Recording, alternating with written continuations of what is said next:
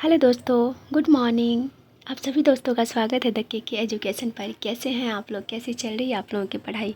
तो आइए ज़्यादा टाइम बर्बाद ना करते हुए आज का पहला क्वेश्चन अपने लोग देखते हैं, क्योंकि एग्ज़ाम को बहुत कम टाइम बच गया है, तो मैं नहीं चाहूँगी कि आप लोगों का ज़्यादा टाइम बर्बाद हो। आइए, आज का पहला क्वेश्चन क्या है? आज का पहला क्वेश्चन है कि उपराष्ट्रपति को शपथ कौन दिलाता है?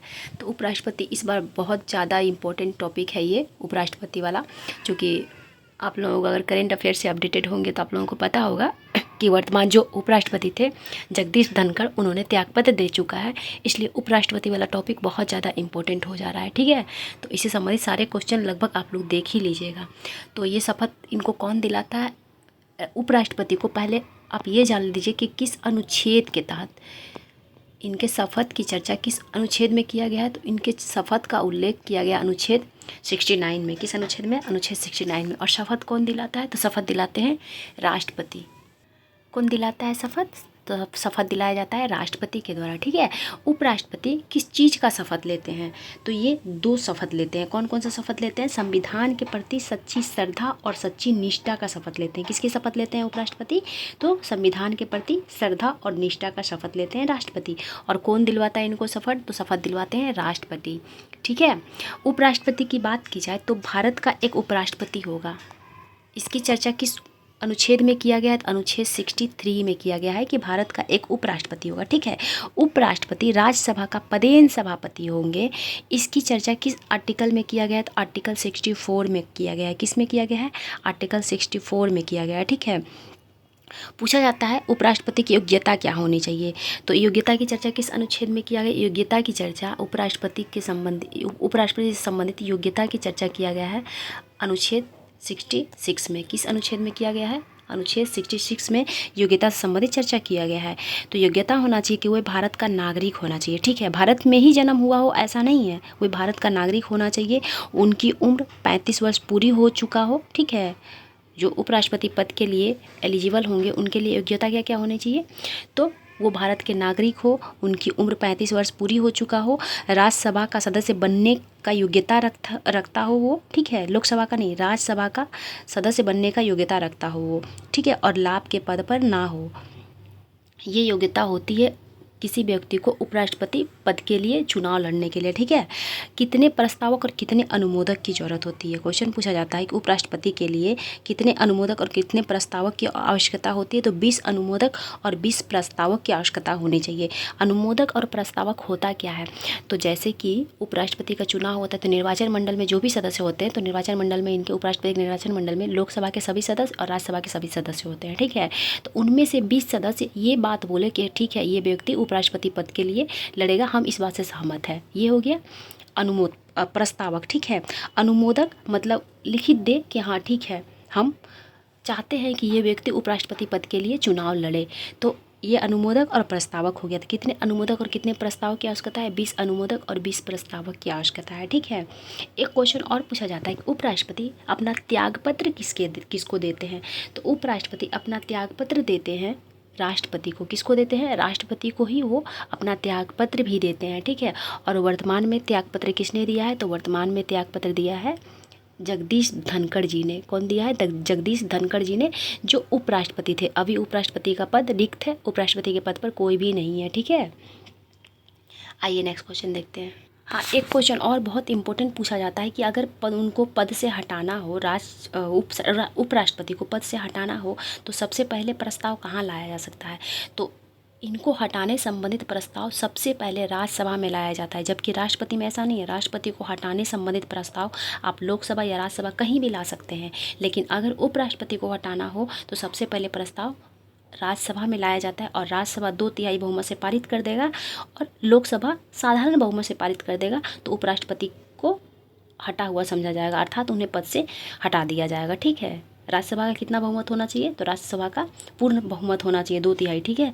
जबकि लोकसभा का सिर्फ सहमति आवश्यक है, अर्थात साधारण बहुमत होना चाहिए, ठीक है।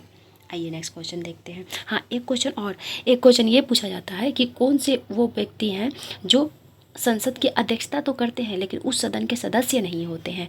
तो उपराष्ट्रपति राज्यसभा का अध्यक्षता करते हैं, ठीक है, लेकिन वो राज्यसभा का सदस्य नहीं होते हैं, ठीक है। ये BBI क्वेश्चन है, क्योंकि ये क्वेश्चन बहुत बार एग्जाम में पूछा जा चुका है, ठीक है। एक क्वेश्चन और जान लीजिए आप लोग कि आपसे पूछा जाएगा कि राज्यसभा का उपराष्ट्रपति का वेतन कितना होता है। तो उपराष्ट्रपति को वेतन जो मिलता है वो उपराष्ट्रपति पद के लिए कोई वेतन नहीं मिलता है, उनको राज्यसभा का सभापति के लिए वेतन मिलता है। और कितना मिलता है? तो 4 लाख मिलता है। तो अगर आपसे उपराष्ट्रपति पूछा जाएगा और उसमें विकल्प में केवल उपराष्ट्रपति होगा तो आप 4 लाख आराम से मार सकते हैं। हालांकि मैं आपकी जानकारी के लिए बता दूं कि उनको उपराष्ट्रपति पद के लिए कोई वेतन नहीं मिलता है, उनको सभापति के लिए वेतन मिलता है। और जो भारत का उपराष्ट्रपति होगा वो स्वयं ही राज्यसभा का सभापति बन जाएगा, ठीक है। आइए नेक्स्ट क्वेश्चन देखते हैं। नेक्स्ट क्वेश्चन क्या कह रहा है? एक मंत्री व्यक्तिगत रूप से किसके प्रति उत्तरदायी होता है? तो एक मंत्री व्यक्तिगत रूप से वो राष्ट्रपति के प्रति उत्तरदायी होता है। किसके प्रति? राष्ट्रपति के प्रति। जबकि अगर आपसे पूछा जाए कि सामूहिक रूप से मंत्री सामूहिक रूप से किसके प्रति उत्तरदायी होता है, तो सामूहिक रूप से वो लोकसभा के प्रति उत्तरदायी होता है। किसके प्रति उत्तरदायी होता है? लोकसभा के प्रति। किस अनुच्छेद में इसका वर्णन है? तो अनुच्छेद 75 के क्लोज 3 में इसका जिक्र किया गया है, ठीक है, कि मंत्री सामूहिक रूप से लोकसभा के प्रति उत्तरदायी होता है, जबकि व्यक्तिगत रूप से वो राष्ट्रपति के प्रति उत्तरदायी होता है, ठीक है। आइए नेक्स्ट क्वेश्चन देखते हैं। नेक्स्ट क्वेश्चन क्या कह रहा है? किसी व्यक्ति को महान्यायवादी बनने के लिए कौन सी योग्यता होनी चाहिए? मतलब उनमें कौन सी योग्यता होनी चाहिए अगर किसी व्यक्ति को महान्यायवादी बनना हो? तो वह 5 वर्ष तक हाई कोर्ट का जज हो, या 10 वर्ष तक हाई कोर्ट का या सुप्रीम कोर्ट का, ठीक है, हाई कोर्ट या सुप्रीम कोर्ट का वकील रहा हो, या फिर हाई कोर्ट का 5 साल जज रहा हो। बिल्कुल ये योग्यता होनी चाहिए। या राष्ट्रपति के नज़र में जाना माना विधिवेत्ता होनी चाहिए, ठीक है, ये भी सही है। लोकसभा के सदस्य बनने की योग्यता रखता हो, नहीं, ये गलत है। तो आपसे क्या पूछ रहा है? कौन सा योग्यता होनी चाहिए? तो इसका आंसर हो जाएगा 1 और 2, केवल 1 और 2, ठीक है, 3 नहीं। आइए मैं आपको बता देती हूँ कि महान्यायवादी बनने के लिए कौन कौन सी योग्यता चाहिए, तो आप लोग नोट डाउन कर लीजिए, ठीक है। बिल्कुल यही केवल योग्यता चाहिए कि वो भारत का नागरिक हो, ठीक है, वो भारत का नागरिक हो, 5 वर्ष तक हाई कोर्ट में जज रहा हो, या 10 वर्ष तक हाई कोर्ट या सुप्रीम कोर्ट में वकील रहा हो, ठीक है।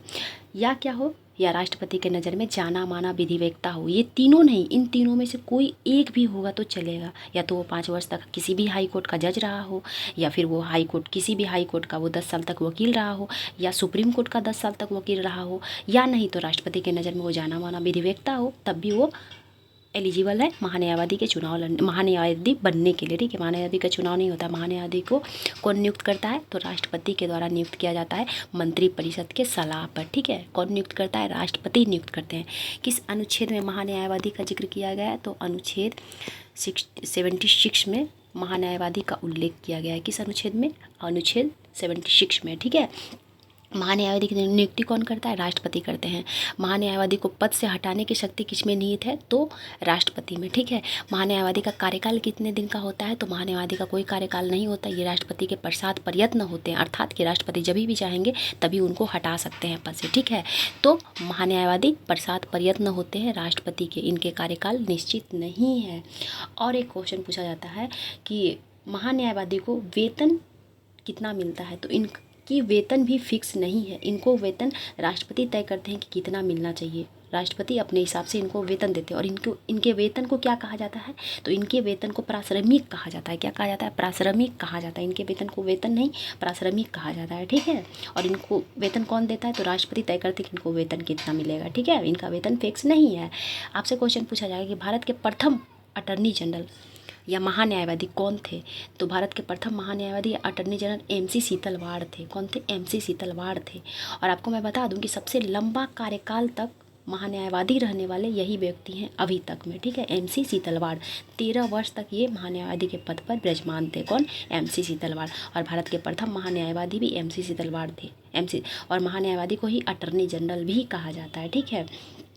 एक क्वेश्चन और आपसे पूछा जाएगा कि अटर्नी जनरल के ऊपर क्या महाभियोग लगाया जा सकता है? तो जी बिल्कुल नहीं, अटर्नी जनरल के ऊपर महाभियोग नहीं लगाया जा सकता, क्योंकि वो तो राष्ट्रपति के अंडर रहते हैं। वो राष्ट्रपति को पावर है उनको हटाने का, तो उन पर महाभियोग लाने की आवश्यकता ही नहीं। राष्ट्रपति जब चाहेंगे तब हटा देंगे, इसलिए उन पर महाभियोग नहीं लगाया जाता है, ठीक है। और ये भारत सरकार का सबसे बड़ा कानूनी सलाहकार भी हैं। कौन? महान्यायवादी, ठीक है। और ये भारत सरकार का सभी न्यायालयों में प्रतिनिधित्व भी करते हैं। मान लीजिए भारत सरकार से संबंधित कोई केस, कोई भी वाद विवाद हो तो उनके प्रतिनिधित्व कौन करता है, उनके तरफ से बोलता है। केस कौन लड़ता है? तो महान्यायवादी लड़ते हैं, ठीक है। कौन लड़ता है? महान्यायवादी। और किसी भी कोर्ट में आपसे क्वेश्चन पूछा जाएगा, क्या महान्यायवादी सदन में भाग ले सकते हैं? तो बिल्कुल, महान्यायवादी दोनों सदन की कार्यवाही में भाग ले सकते हैं, चाहे वो लोकसभा हो या राज्यसभा हो। दोनों सदन के कार्यवाही में भाग तो ले सकते हैं, लेकिन वो वोट नहीं कर सकते हैं। बोल भी सकते हैं लेकिन वो वोटिंग नहीं कर सकते हैं, ठीक है। किसी भी समिति का सदस्य भी बन सकते हैं महान्यायवादी, लेकिन वो वहाँ पर भी वोट नहीं कर सकते हैं, ठीक है। इनको संसदीय विशेषाधिकार प्राप्त है। किस अनुच्छेद के तहत? अनुच्छेद 105 के तहत इनको विशेषाधिकार शक्ति भी प्राप्त है। और अनुच्छेद 105 के तहत ही जितना MP है उन लोगों को भी विशेषाधिकार प्राप्त होता है, ठीक है। और एक क्वेश्चन क्या पूछा जाता है कि एक क्वेश्चन पूछा जाता है कि अटर्नी जनरल प्राइवेट प्रैक्टिस कर सकते हैं क्या? तो जी बिल्कुल, अटर्नी जनरल या महान्यायवादी प्राइवेट प्रैक्टिस भी कर सकते हैं, लेकिन भारत सरकार के विरुद्ध नहीं कर सकते हैं। और अगर फौजदारी मामलों पर करना हो तो सरकार की अनुमति लेना अनिवार्य है, ठीक है। आइए नेक्स्ट क्वेश्चन देखते हैं। नेक्स्ट क्वेश्चन क्या कह रहा है?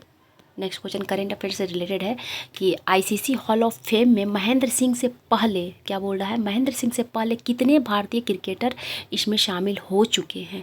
तो हॉल ऑफ फेम में भारत के कुल 10 क्रिकेटर महेंद्र सिंह धोनी से पहले इसमें शामिल हो चुके हैं। तो महेंद्र सिंह धोनी को इंक्लूड करके कुल 11 भारतीय क्रिकेटर हॉल ऑफ फेम में शामिल हो चुके हैं, ठीक है। तो 11वां क्रिकेटर कौन हो गया भारत के जो हॉल ऑफ फेम में शामिल हुए? तो महेंद्र सिंह धोनी। कौन हुए? महेंद्र सिंह धोनी, ठीक है। केंद्रीय बजट 2025-26 का विषय क्या था? विषय अर्थात थीम क्या था? क्या है? तो था नहीं है, अभी तो चल ही रहा है ना। तो क्या है? सबका विकास, ठीक है। और ये इम्पोर्टेंट है, इसे ध्यान रखिएगा, ठीक है। पूछा जा सकता है कि केंद्रीय बजट 2025-26 का थीम क्या है? तो थीम है सबका विकास। नेक्स्ट क्वेश्चन क्या है? नेक्स्ट क्वेश्चन है वित्त वर्ष 2025-26 में किस योजना पर सरकार ने सबसे अधिक व्यय किया है? तो आयुष्मान भारत सरकार। किस पर? आयुष्मान भारत सरकार पर, ठीक है। और किस क्षेत्र में अगर पूछा जाए तो रक्षा के क्षेत्र में सबसे ज़्यादा धन आवंटित किया गया है इस बार।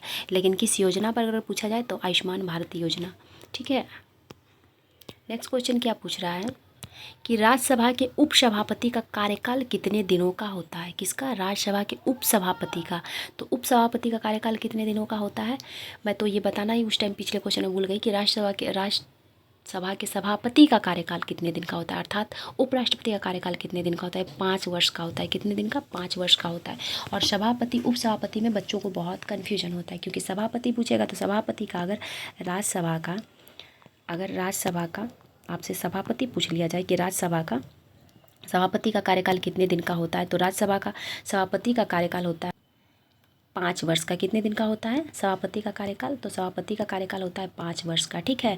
लेकिन अगर वहीं उपसभापति का बात पूछ लिया जाए कि उपसभापति का कार्यकाल कितने दिन का होता है, तो उपसभापति का कार्यकाल होता है 6 वर्ष का। कितने दिन का होता है? 6 वर्ष का, क्योंकि उपसभापति राज्यसभा के सदस्य होते हैं और राज्यसभा के सभी सदस्यों का एक सदस्य का, ठीक है, कि सदस्य का कार्यकाल कितने दिन का होता है? तो 6 वर्ष का होता है। राज्यसभा के सदस्यों का कार्यकाल कितने दिन का होता है? तो 6 वर्ष का होता है। और जबकि सभापति का कार्यकाल कितने दिन का होता है? 5 वर्ष का होता है, क्योंकि सभापति जो है वो राज्यसभा का सदस्य नहीं होते हैं। तो इसका आंसर क्या हो जाएगा? 6 वर्ष। यानी कि राज्यसभा के उपसभापति का कार्यकाल कितने दिनों का होता है? तो 6 वर्ष का होता है, ठीक है। ध्यान रखिएगा आप लोग। आइए नेक्स्ट क्वेश्चन देखते हैं। नेक्स्ट क्वेश्चन क्या पूछ रहा है? निम्नलिखित में से कौन सा एक मूल राशि नहीं है? तो आपको मैं बता दूं कुल मूल राशियों की संख्या कितनी है? 7 है। कितनी है? 7 है। कौन कौन सा? तो आप लोग इसे नोट डाउन कर लीजिए, क्योंकि इससे संबंधित क्वेश्चन पूछा जाता है बार बार। ऐसे ही दे देगा, आपसे पूछेगा कौन सा मूल राशि है या कौन सा मूल मात्रक या मूल राशि नहीं है। तो लंबाई क्या है? लंबाई मूल मात्रक है, ठीक है। लंबाई मूल मात्रक है। द्रव्यमान भी मूल मात्रक है। समय, विद्युत धारा, ताप, ज्योति तीव्रता और पदार्थ, ये 7 मूल राशि हैं, ठीक है।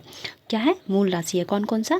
लंबाई, द्रव्यमान, समय, विद्युत धारा, ताप, ज्योति तीव्रता और पदार्थ, ठीक है। तो इनमें से कौन एक मूल राशि नहीं है? तो द्रव्यमान है, बिल्कुल। विद्युत धारा भी है, बिल्कुल। ताप भी है, बिल्कुल। विस्थापन नहीं है। तो इसका आंसर क्या हो जाएगा? ऑप्शन नंबर डी हो जाएगा, ठीक है। मूल राशि का संकेतक, जैसे कि लंबाई का संकेत क्या होता है, मीटर। क्या होता है, मीटर। द्रव्यमान का संकेत क्या होता है, केजी। क्या होता है, केजी। समय का सेकंड, समय का मात्रक क्या होता है, तो समय का सेकंड होता है। क्या होता है, सेकंड होता है, ठीक है। विद्युत धारा का क्या होता है, एम्पियर होता है। क्या होता है, विद्युत धारा का एम्पियर होता है। ताप का क्या होता है, ताप का केल्विन होता है। सेंटीग्रेटेड नहीं होता है, ठीक है। तो सेल्सियस नहीं होता है। ताप का मात्रक क्या होता है, तो ताप का मात्रक होता है केल्विन। क्या होता है, केल्विन। ज्योति तीव्रता का मात्रक क्या होता है, ज्योति तीव्रता का मात्रक होता है, यानी कि ये सूचक है, संकेतक है, कैसे हम लोग संकेत करते हैं। तो ज्योति तीव्रता का CD क्या होता है, CD से हम लोग संकेत करते हैं, ठीक है। पदार्थ का, तो पदार्थ का मोल से, MOL से, ठीक है, मोल से। लेकिन अगर वहीं आपसे पूछ लिया जाए कि द्रव्यमान का मात्रक क्या होता है, जब द्रव्यमान का मात्रक होता है केजी। क्या होता है, केजी होता है। लंबाई का मात्रक क्या होता है, मीटर होता है। समय का मात्रक सेकेंड। विद्युत धारा का मात्रक एम्पियर। क्या होता है, विद्युत धारा का मात्रक एम्पियर, जिसको हम लोग ए से सूचित करते हैं, ठीक है। समय का मात्रक सेकेंड होता है, जिसे हम लोग एस से सूचित करते हैं, ठीक है। ताप का मात्रक क्या होता है, ताप का मात्रक केल्विन होता है, जिसे हम लोग के से सूचित करते हैं। ज्योति तीव्रता, जिसका मात्रक कैंडिला होता है। क्या होता है, मूल मात्रक कैंडिला होता है, ठीक है, जिसको हम लोग केडी से सूचित करते हैं, ठीक है। और पदार्थ का मात्रक क्या होता है, मोल होता है, जिसको हम लोग MOL से सूचित करते हैं। तो ये 7 मूल मात्रक हैं, ओके। 2 व्युत्पन्न मात्रक भी होते हैं, कौन सा, रेडियन और स्टेरेडियन, यानी कि समतल कोण और घन कोण। इसका मात्रक है, समतल कोण का मात्रक है रेडियन और घन कोण का मात्रक है स्टेरेडियन। ये दो क्या है, तो 2 है पूरक मात्रक, ठीक है। क्या है, पूरक मात्रक या व्युत्पन्न मात्रक भी कहा जाता है। तो कुल मात्रकों की संख्या कितनी है, 7, ठीक है। आइए नेक्स्ट क्वेश्चन देखते हैं। नेक्स्ट क्वेश्चन क्या है, पृथ्वी तथा सूर्य के बीच की औसत दूरी, ठीक है, की औसत दूरी को क्या कहा जाता है। तो पृथ्वी तथा सूर्य के बीच की औसत दूरी को खगोलीय मात्रक कहा जाता है। क्या कहा जाता है, खगोलीय मात्रक।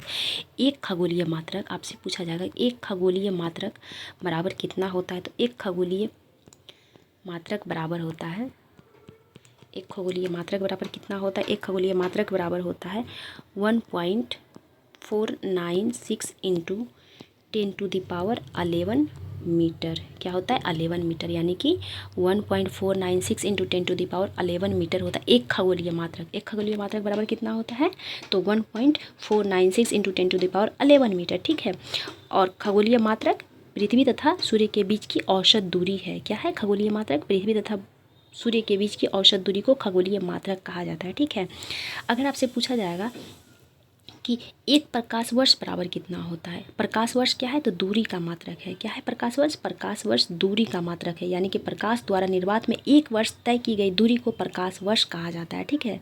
प्रकाश द्वारा निर्वात में, ठीक है, निर्वात में एक वर्ष में तय की गई दूरी को एक प्रकाश वर्ष कहा जाता है, ठीक है। और प्रकाश वर्ष क्या है, तो प्रकाश वर्ष दूरी का मात्रक है। एक प्रकाश वर्ष पर कितना होता है, तो एक प्रकाश वर्ष बराबर पूछा जाता है ये क्वेश्चन, ठीक है। तो ये भी आप लोग लिख लीजिए, एक प्रकाश वर्ष बराबर, एक प्रकाश वर्ष बराबर कितना होता है, 9 पॉइंट, कहाँ लिखूँ, यहाँ लिख दे रही हूँ, 9.46 इंटू 10⁻15 मीटर। क्या होता है, 9.46 इंटू 10⁻15 मीटर होता है एक प्रकाश वर्ष बराबर, ठीक है।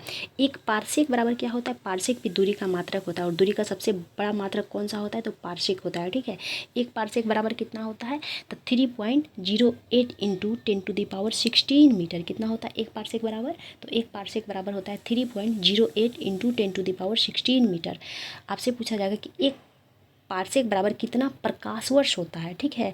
तो एक पारसेक बराबर 3.26 प्रकाश वर्ष होता है। कितना होता है एक पारसेक बराबर, तो 3.26 प्रकाश वर्ष होता है। जबकि मीटर में अगर आपसे पूछा जाए तो 3.08 इंटू 10⁻16 मीटर एक पारसेक बराबर होता है, ठीक है। आइए नेक्स्ट क्वेश्चन देखते हैं। और पारसेक दूरी का सबसे बड़ा मात्रक होता है। नेक्स्ट क्वेश्चन क्या है, एक फर्मी मीटर बराबर कितना होता है। तो एक फर्मी मीटर बराबर होता है 10⁻−16 मीटर। टाइप सही से नहीं हो पाया, इसको हम लोग ऐसे लिखते हैं 10⁻16 मीटर। एक फर्मी बराबर कितना होता है, तो 10⁻15 मीटर होता है, ठीक है। अगर वहीं आपसे पूछ लिया जाता कि एक नैनोमीटर बराबर कितना होता, तो एक नैनोमीटर बराबर 10⁻−9 मीटर होता है। कितना होता है, 10⁻−9 मीटर बराबर एक नैनोमीटर होता है। क्या होता है, एक नैनोमीटर बराबर 10⁻−9 मीटर, ठीक है। अगर आपसे पूछ लिया जाए कि एक सेंटीमीटर कितना होता है, 10⁻−2 कितना होता है, 10⁻−2 होता है, ठीक है। एक माइक्रो, तो 10⁻6 क्या होता है, 10⁻6 ठीक है, और एक नैनो बराबर तो 10⁻⁻9 मीटर होता है। आइए नेक्स्ट क्वेश्चन देखते हैं।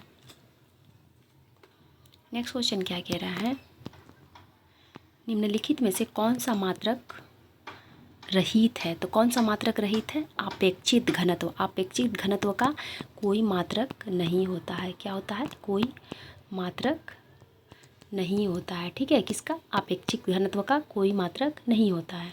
जबकि अगर आपसे पूछा जाए घनत्व का मात्रक क्या होता है, तो घनत्व का एसआई मात्रक क्या होता है, घनत्व का एसआई मात्रक होता है केजी पर मीटर क्यूब। क्या होता है, केजी पर मीटर क्यूब किसका मात्रक होता है, तो घनत्व का मात्रक होता है केजी पर मीटर क्यूब।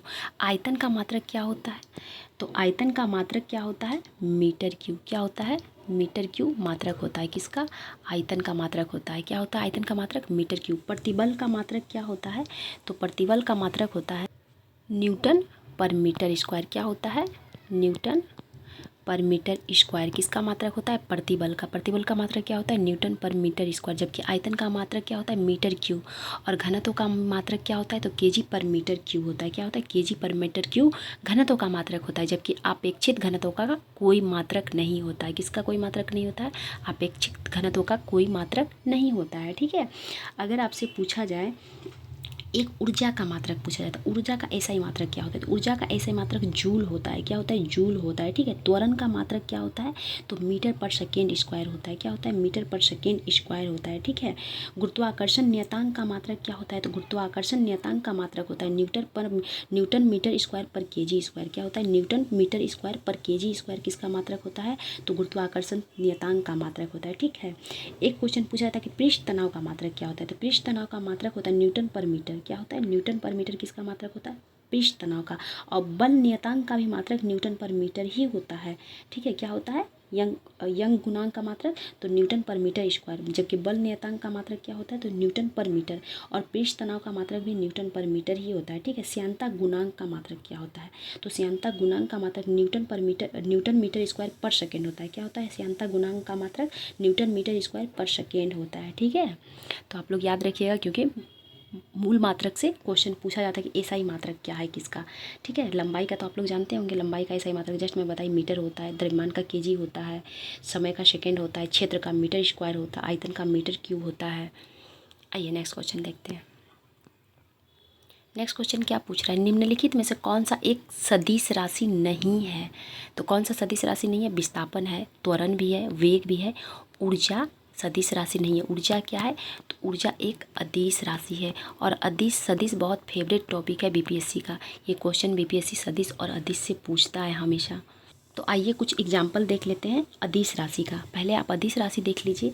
ऊर्जा क्या है, ऊर्जा एक अदिश राशि का एग्जाम्पल है। ठीक है, ऊर्जा क्या है, अदिश राशि का एग्जाम्पल है। शक्ति भी एक अदिश राशि है। गुरुत्वीय विभव क्या है, गुरुत्वीय विभव भी अदिश राशि है। विद्युत विभव भी अदिश राशि है। ठीक है, विद्युत धारा क्या है, तो विद्युत धारा भी अदिश राशि है। ठीक है, जबकि सदिश राशि की बात की जाए तो विस्थापन, वेग, त्वरण, बल, रेखीय संवेग, बल आघूर्ण, बल जितना में लगा रहेगा वो सारे सदिश राशि है। ठीक है, वेग भी जितना में लगा रहेगा वो सारे सदिश राशि, आप लोग ध्यान रखिएगा। ठीक है, तो संवेग पूछे आपसे या वेग पूछे तो ये सारे क्या है, सदिश राशि है। विस्थापन क्या है, सदिश राशि है। त्वरण क्या है, सदिश राशि है।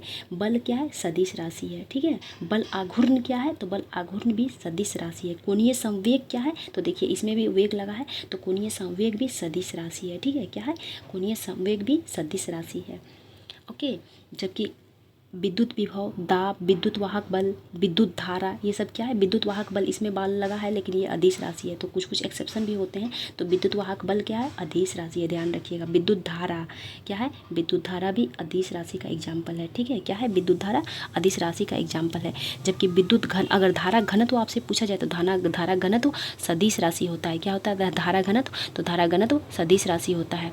और इसका मात्रक क्या होता है, तो एम्पियर पर मीटर स्क्वायर। क्या होता है, एम्पियर पर मीटर स्क्वायर धारा घनत्व का एसआई मात्रक होता है। ठीक है, आइए नेक्स्ट क्वेश्चन देखते हैं। नेक्स्ट क्वेश्चन क्या है, वितीय पथ पर एक समान गति करते हुए पिंड का नियत रहता है। क्या नियत रहता है, क्या वेग नियत रहता है, संवेग नियत रहता है, त्वरण नियत रहता है या चाल नियत रहता है, तो चाल नियत रहता है। क्या नियत रहता है, वितीय पथ पर एक समान गति करते हुए पिंड का चाल नियत रहता है। क्या नियत रहता है, चाल।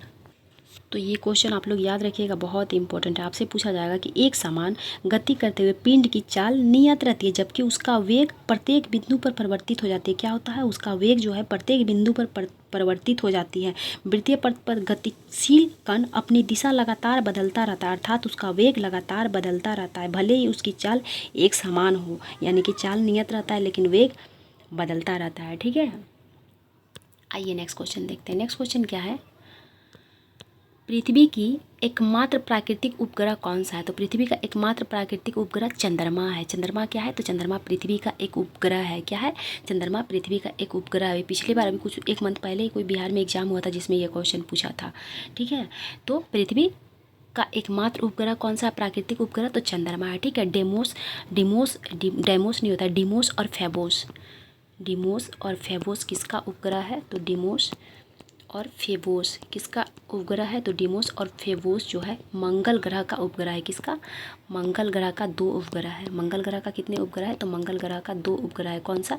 डिमोस और फेबोस मंगल ग्रह का उपग्रह है। ठीक है, किसका उपग्रह है? तो मंगल ग्रह का उपग्रह है। कौन सा? डिमोस और फेबोस।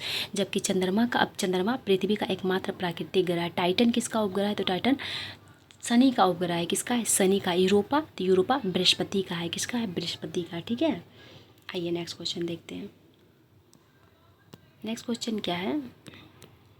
किसके सहयोग से हिंदू विधवा पुनर्विवाह अधिनियम लाया गया था? तो किसके सहयोग से हिंदू विधवा पुनर्विवाह अधिनियम लाया गया था? ये लाया गया था ईश्वर चंद्र विद्यासागर के सहयोग से। कब लाया गया था? 1856 में। कब लाया गया था? 1856 में। किसके शासनकाल में आया था? तो कैनिंग, लॉर्ड कैनिंग के शासनकाल में। लॉर्ड कैनिंग के शासनकाल में हिंदू विधवा पुनर्विवाह अधिनियम लाया गया था। और किसके सहयोग से? तो ईश्वर चंद्र विद्यासागर के सहयोग से। ठीक है, राजा राम मोहन के सहयोग से सती प्रथा पर प्रतिबंध लगाया गया था। किसके सहयोग से? राजा राम मोहन के सहयोग से सती प्रथा पर प्रतिबंध लगाया गया था। किस वायसराय के शासनकाल में? तो विलियम बेंटिक के शासनकाल में। किस गवर्नर जनरल के शासनकाल में? तो विलियम बेंटिक के शासनकाल में। ठीक है, गवर्नर जनरल का ही पद 1857 के विद्रोह के बाद वायसराय के पद में कन्वर्ट हो जाता है, इसलिए आप लोग कंफ्यूज नहीं कीजिएगा। ठीक है, तो विलियम बेंटिक के शासनकाल में राजा राम मोहन के सहयोग से 1829 में, कब? 1829 में सती प्रथा प्रतिषेध अधिनियम लाया गया था। यानी कि सती प्रथा पर प्रतिबंध लगाया गया था। कब? 1829 में। किसके सहयोग से? राजा राम मोहन के सहयोग से। और सर्वप्रथम इसे लागू कहाँ किया गया था? सर्वप्रथम बंगाल में लागू किया गया था और कुछ संशोधन के साथ 1830 में इसे मद्रास और बम्बई में भी लागू कर दिया गया था। तो सबसे पहले सती प्रथा प्रतिषेध अधिनियम को कहाँ लागू किया गया था? तो बंगाल में लागू किया गया था। कहाँ लागू किया गया था? बंगाल में। कब लागू किया गया था? 1829 में। किसके सहयोग से लाया गया था? राजा राम मोहन के सहयोग से। किसके शासनकाल में लाया गया था, या किस गवर्नर जनरल के काल में लाया गया था, या किस गवर्नर जनरल के द्वारा लाया गया था? तो विलियम बेंटिक के द्वारा लाया गया था। किस धारा के तहत लाया गया था? धारा 17 के तहत। किस धारा के तहत? धारा 17 के तहत। ठीक है, एक क्वेश्चन और पूछा जाता है कि राजा राम मोहन को राजा की उपाधि किसने दिया था? तो राजा राम मोहन को राजा की उपाधि अकबर द्वितीय ने दिया था। किसने दिया था? मुगल सम्राट अकबर द्वितीय के द्वारा। अकबर नहीं, अकबर द्वितीय के द्वारा राजा राम मोहन को राजा की उपाधि दिया गया था। ठीक है, जबकि राजा राम मोहन को राय की उपाधि बंगाल के नवाब के द्वारा दिया गया था। किसके द्वारा दिया गया था? बंगाल के नवाब के द्वारा। ठीक है, दयानंद सरस्वती की बात की जाए तो इनके द्वारा 1875 में, कब? 1875 में आर्य समाज की स्थापना की गई थी। किसकी स्थापना की गई थी? आर्य समाज की स्थापना किसके द्वारा किया गया था? तो दयानंद सरस्वती के द्वारा आर्य समाज की स्थापना किया गया था 1875 में। ठीक है, और इनके द्वारा एक बहुत ही प्रसिद्ध पुस्तक लिखा गया था, सत्यार्थ प्रकाश। किसके द्वारा लिखा गया था? सत्यार्थ प्रकाश दयानंद सरस्वती के द्वारा लिखा गया था। ठीक है, इनके द्वारा दिया गया एक नारा बहुत ही प्रसिद्ध है। कौन सा? तो वेदों की ओर लौटो। कौन सा नारा? वेदों की ओर लौटो। वेदों की ओर लौटो नारा किसके द्वारा दिया गया था? तो दयानंद सरस्वती के द्वारा दिया गया था। ठीक है, किसके द्वारा? दयानंद सरस्वती के द्वारा। स्वामी विवेकानंद की बात की जाए तो पूछा जाता है स्वामी विवेकानंद की उपाधि किसने दी थी? तो राजस्थान के खैतड़ी के महाराजा अजीत सिंह के द्वारा इनको स्वामी विवेकानंद की उपाधि दी गई थी। इनका वास्तविक नाम नरेंद्र दत्त था। क्या था? नरेंद्र दत्त। और प्रथम विश्व धर्म सम्मेलन जब हुआ था, कब हुआ था? तो 1893 में हुआ था, जिसमें भारत का प्रतिनिधित्व किसने किया था? तो स्वामी विवेकानंद ने किया था। और ये धर्म सम्मेलन कहाँ हुआ था? तो अमेरिका के शिकागो में हुआ था। कहाँ हुआ था? अमेरिका के शिकागो में हुआ था। ठीक है, कहाँ हुआ था? अमेरिका के शिकागो में। वेदांत सोसाइटी की स्थापना न्यूयॉर्क में किसने किया था? तो वेदांत सोसाइटी की स्थापना स्वामी विवेकानंद के द्वारा ही न्यूयॉर्क में किया गया था। कहाँ किया गया था? न्यूयॉर्क में, अमेरिका के न्यूयॉर्क में किया गया था। ठीक है, आइए नेक्स्ट क्वेश्चन देखते हैं। नेक्स्ट क्वेश्चन क्या है? किस अभिलेख में अशोक ने स्वयं को मगध का राजा बताया है? तो किसमें बताया? भाब्रू अभिलेख में। किसमें? भाब्रू भाब्रू अभिलेख में अशोक ने स्वयं को मगध का राजा बताया, ठीक है। रानी अभिलेख, कौशाम्बी अभिलेख को, कौन सा अभिलेख को? कौशाम्बी अभिलेख को रानी अभिलेख के नाम से जाना जाता है। किस अभिलेख को? तो कौशाम्बी अभिलेख को रानी अभिलेख के नाम से जाना जाता है, ठीक है। अगर कौशाम्बी अभिलेख की बात की जाए तो ये पहले प्रयागराज में स्थित था। कहाँ स्थित था? प्रयागराज में। लेकिन अकबर ने इसे इलाहाबाद के किले में स्थापित करवाया था। किसने स्थापित करवाया था? अकबर ने इलाहाबाद के किले में इसे स्थापित करवाया था, ठीक है। किसको? स्तंभ लेख को। यह पहले कौशाम्बी में स्थित था, ठीक है। और इसे रानी अभिलेख के नाम से भी जाना जाता है। किस नाम से जाना जाता है? रानी अभिलेख के भी नाम से जाना जाता है, ठीक है। अगर बात की जाए रोमनदेही अभिलेख की, रोमन नहीं रूमनदेही, ठीक है। कौन सा? रूमनीदेही। इसको कहीं रूमनदेही कहीं रूमनीदेही भी लिखा जाता है। रूमनीदेही अभिलेख। रूमनीदेही अभिलेख की बात की जाए तो ये अशोक का सबसे छोटा स्तंभ लेख है। तो आपसे पूछा जाएगा अशोक का सबसे छोटा स्तंभ लेख कौन सा है? तो रूमनीदेही अभिलेख है, जिसकी खोज किसने किया था? तो फीहरर ने किया था। किसने किया था? फीहरर ने रूमनीदेही अभिलेख का खोज किया था। और इसी में उल्लेख किया गया है कि भू राजस्व दर को कम करने का प्रमाण किससे मिलता है? तो भू राजस्व दर अशोक के द्वारा कम कर दिया जाता है। इसका प्रमाण किस में मिलता है? तो रूमनीदेही अभिलेख में मिलता है, जो अशोक के द्वारा स्थापित सबसे छोटा स्तंभ लेख था। सबसे छोटा स्तंभ लेख कौन सा था? तो रूमनीदेही अभिलेख था, ठीक है। आइए नेक्स्ट क्वेश्चन देखते हैं। नेक्स्ट क्वेश्चन क्या है? बिहार का पहला दैनिक समाचार पत्र कौन सा है या कौन सा था? तो बिहार का पहला दैनिक समाचार पत्र बिहार बंधु था। कौन था? बिहार बंधु था, ठीक है। सर्च लाइट की बात की जाए तो सच्चिदानंद सिन्हा के द्वारा निकाला गया था सर्च लाइट। बिहार हेराल्ड की बात की तो बिहार का पहला अंग्रेजी समाचार पत्र, ठीक है। पहला अंग्रेजी समाचार पत्र कौन सा था? तो पहला अंग्रेजी समाचार पत्र बिहार हेराल्ड था। कौन था? बिहार हेराल्ड। कौन सा था? बिहार हेराल्ड। द मदरलैंड की बात की जाए तो इसका प्रकाशन 1921 से प्रारंभ हुआ था। किसके द्वारा? तो मजरूल हक के द्वारा। किसके द्वारा? मजरूल हक के द्वारा द मदरलैंड नामक पत्रिका या समाचार पत्र निकाला जाता था। किसके द्वारा? मजरूल हक के द्वारा। कब? 1921 से प्रारंभ हुआ था। कब हुआ था? 1921 से प्रारंभ हुआ था। जबकि बिहार हेराल्ड की बात की जाए तो ये बिहार का प्रथम अंग्रेजी समाचार पत्र था, ठीक है। और बिहार का पहला दैनिक समाचार पत्र कौन सा था? तो बिहार बंधु था, ठीक है। कौन सा था? बिहार बंधु। और सर्च लाइट किसके द्वारा प्रकाशित किया जाता था? तो सच्चिदानंद सिन्हा के द्वारा, ठीक है। आइए नेक्स्ट क्वेश्चन देखते हैं। एक हुंकार पत्रिका, ये भी बहुत प्रसिद्ध है। ये किसके द्वारा निकाला जाता था? तो ये शाहजानंद सरस्वती के द्वारा निकाला जाता था। किसके द्वारा निकाला जाता था हुंकार पत्रिका? तो शाहजानंद सरस्वती के द्वारा निकाला जाता था, ठीक है। एक और बिहार का बहुत ही प्रसिद्ध समाचार पत्र है। कौन सा? The Indian nation. The Indian nation किसके द्वारा प्रकाशित किया जाता था? द इंडियन नेशन दरभंगा के महाराजा कामेश्वर सिंह के द्वारा प्रकाशित किया जाता था। किसके द्वारा? तो दरभंगा के महाराजा कामेश्वर सिंह के द्वारा द इंडियन नेशन नामक समाचार पत्र का प्रकाशन किया जाता था, ठीक है। ये भी बहुत प्रसिद्ध है, इसे भी आप लोग ध्यान में रखिएगा, ठीक है। आइए नेक्स्ट क्वेश्चन देखते हैं। नेक्स्ट क्वेश्चन क्या है? आर्य समाज की स्थापना किसने की थी? तो जस्ट मैं बताई, दयानंद सरस्वती के द्वारा की गई थी। कब की गई थी? तो 1875 में किया गया था, ठीक है। कब किया गया था? 1875 में। ज्योतिबा फुले की बात की जाए तो इनके द्वारा बहुत ही प्रसिद्ध संस्था की स्थापना की गई थी। कौन सा? सत्यशोधक समाज। आपसे पूछा जाएगा कि सत्यशोधक समाज के संस्थापक कौन थे? तो सत्यशोधक समाज के संस्थापक थे ज्योतिबा फुले। कौन थे? ज्योतिबा फुले। कब इसकी स्थापना किया था? तो 1873 में। कब किए थे? 1873 में, ठीक है। इनके द्वारा एक बहुत ही प्रसिद्ध पुस्तक भी लिखा गया था, गुलामगिरी। कौन सा पुस्तक? गुलामगिरी। तो गुलामगिरी की रचना किसके द्वारा किया गया था? ज्योतिबा फुले के द्वारा। और इन्हीं की पत्नी थी कौन? तो सावित्री बाई फुले। किनकी पत्नी थी? ज्योतिबा बाई फुले की पत्नी। और इनके द्वारा सत्यशोधक समाज की भी स्थापना की गई थी, ठीक है। आइए नेक्स्ट क्वेश्चन देखते हैं। नेक्स्ट क्वेश्चन क्या है? शिशुनाग वंश के अंतिम शासक कौन थे? तो शिशुनाग वंश के अंतिम शासक थे नंदीवर्धन। कौन थे? नंदीवर्धन जो है वो शिशुनाग वंश के अंतिम शासक थे, ठीक है। अगर बात की जाए शिशुनाग, तो शिशुनाग के द्वारा शिशुनाग वंश की स्थापना की गई थी। नाग दशक किसके अंतिम शासक थे? तो नाग दशक हर्यक वंश के आपसे पूछा जाएगा कि हर्यक वंश के अंतिम शासक कौन था? तो हर्यक वंश के अंतिम शासक नाग दशक था। कौन था? नाग दशक हर्यक वंश के अंतिम शासक था। तो हर्यक वंश के संस्थापक कौन थे? हर्यक वंश के संस्थापक थे बिंबिसार। कौन थे? बिंबिसार हर्यक वंश के संस्थापक थे। जबकि हर्यक वंश के अंतिम शासक नाग दशक था। कौन था? नाग दशक, जिसकी हत्या करके शिशुनाग ने शिशुनाग वंश की स्थापना किया था। किसकी हत्या करके? तो नागदशक की हत्या, जो हर्यक वंश के अंतिम शासक थे, इसकी हत्या करके शिशुनाग वंश की स्थापना की थी। ठीक है, आइए नेक्स्ट क्वेश्चन देखते हैं। नेक्स्ट क्वेश्चन क्या है? निम्नलिखित में से किस मौर्य शासक को अमित्रघात के नाम से जाना जाता है?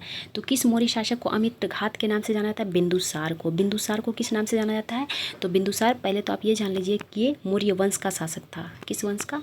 तो मौर्य वंश का शासक था बिंदुसार। ठीक है, मौर्य वंश का दूसरा शासक था बिंदुसार, क्योंकि मौर्य वंश का प्रथम शासक चंद्रगुप्त मौर्य था, जिसके द्वारा मौर्य वंश की स्थापना की गई थी। ठीक है, और दूसरा शासक बिंदुसार था, जिसे अमित्रघात के नाम से जाना जाता था। किस नाम से? अमित्रघात के नाम से भी जाना जाता था। ठीक है, इनका अमित्रघात का नाम किस में उल्लेखित है? तो संस्कृत ग्रंथ में इन्हें अमित्रघात के नाम से कहा जाता था। ठीक है, किसे? बिंदुसार को। अमित्रघात का मतलब क्या होता है? शत्रु विनाशक। क्या होता है अमित्रघात का मतलब?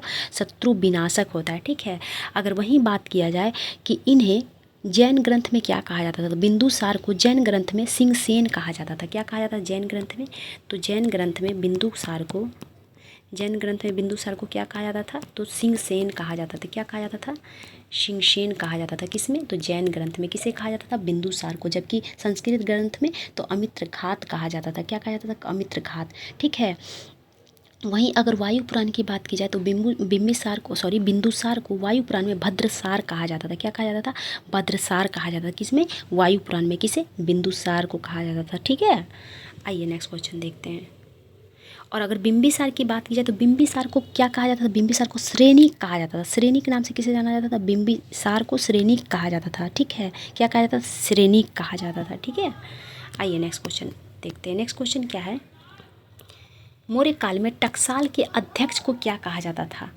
तो मौर्य काल में लक्षणा अध्यक्ष कहा जाता था। क्या कहा जाता था? मौर्य काल में टकसाल के अध्यक्ष को क्या कहा जाता था? टकसाल का जो अध्यक्ष, टकसाल मतलब जहाँ पे पैसे छपते थे। ठीक है, जहाँ पे पैसे की ढलाई होता है उसे टकसाल कहा जाता है। ठीक है, तो उसके अध्यक्ष को लक्षणा अध्यक्ष के नाम से जाना जाता था। ठीक है, लौना अध्यक्ष किसे कहा जाता था? तो लौना अध्यक्ष नमक संबंधी जो विभाग होता था। ठीक है, नमक विभाग के अध्यक्ष को क्या कहा जाता था? नमक विभाग के अध्यक्ष को लौना अध्यक्ष कहा जाता था। क्या कहा जाता था? लौना अध्यक्ष कहा जाता था।